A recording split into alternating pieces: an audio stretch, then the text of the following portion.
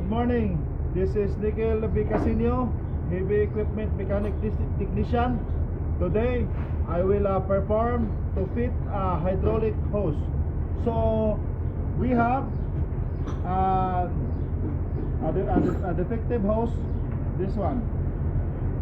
So, we will make a new one for this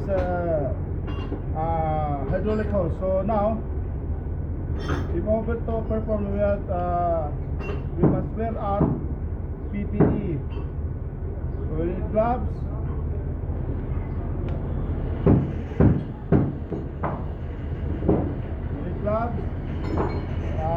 hard hat, and the goggle glass. In this video, in order to perform the repair of hydraulic hose, we must have the equipment tools.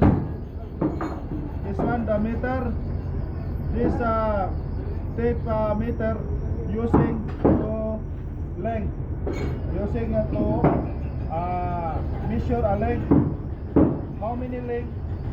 This one's the hose, and this is the vernier caliper. This vernier caliper is using for a millimeter, so it's smaller than the size, metering with this roller tape measure millimeter. So in order to perform, we must check the hole of this one, So after this one, in order not to move the measuring, we must to lock this one. So now the sizing is locked. This is for the outside, using this one for the outside. This one, if you want to sizing this one, this is for outside, and this tip is for the inside. Now we have the getting now the diameter of the inside of the hose. We will now see, this is the thread fitter. The thread fitter is measuring the number of the thread in the hydraulic hose. So this thread fitter have teeth, have the small teeth and the big teeth. So this one, we will put feet there. We will put feet here. If the fitting is good, so this will be our copy for the new, this one. This is the fitting, the fitting of the hydraulic hose, this one. And now, so this one have many also. This one have many numbers. So the number of this thread is I think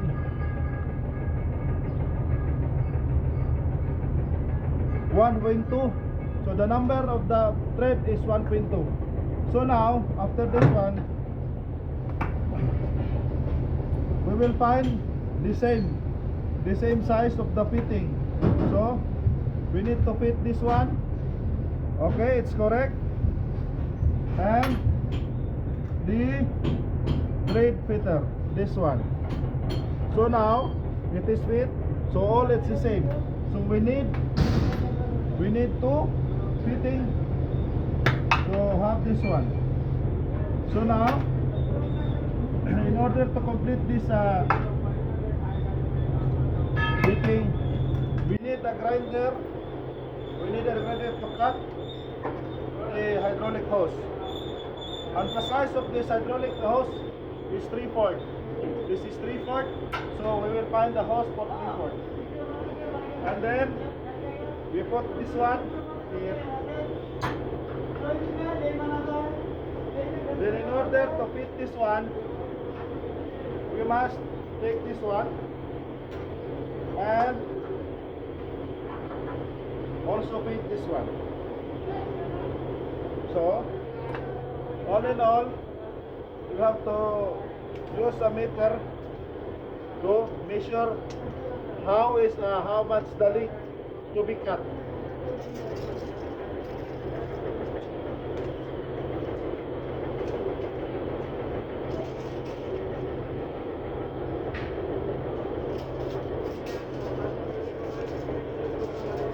So the length of the hydraulic hose we cut is 52 inches or 4 feet and 5 inches. So we now measure the hydraulic hose here.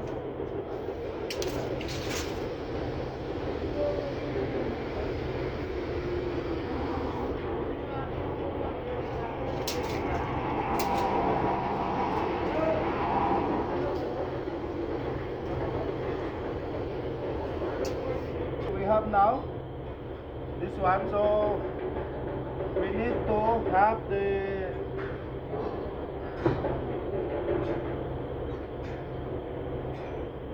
one. We need to mark this one, the hose, in order to cut.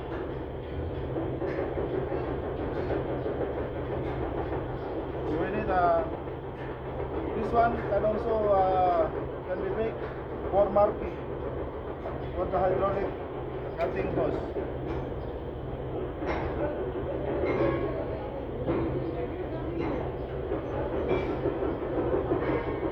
So now this grinder, it should be, if you use a grinder, it should be have the guard in order to have the same. If this will broken, it will be good there, and there's also protection for you. And this is the handle, so you can cut together.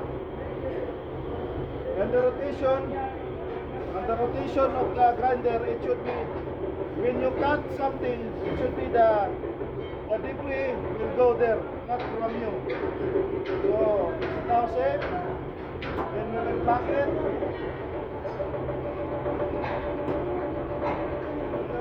And all the people is not there, so we will cut now.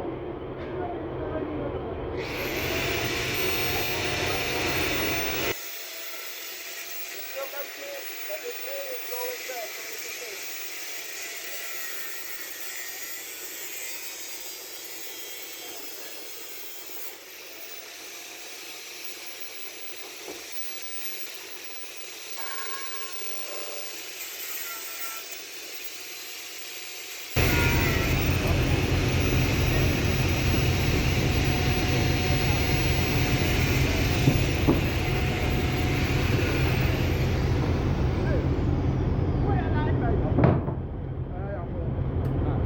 The hose is cut. Be sure it is clean here. So we will need to clean it. Em nói gì đó rồi? Vẫn nằm lại.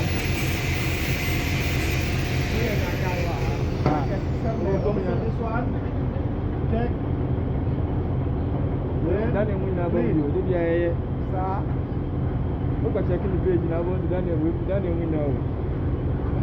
Make one move. Okay. So the house is preparing now. This one. So we will need also the cups. We will need also the cups for this one. I'm very serious.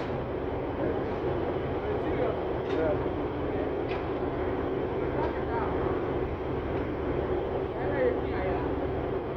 We need to fit this one with the hydraulic hose. We need to fit this one with the hydraulic hose. Now, we will slowly cut this one. We slowly cut this one for cleaning. This one for cleaning. How many hours now? 9 minutes. Okay, so in my next video, I will show you how to clamp and put this one here and to clamp in this hydraulic crimping machine for the hydraulic hose. Yeah.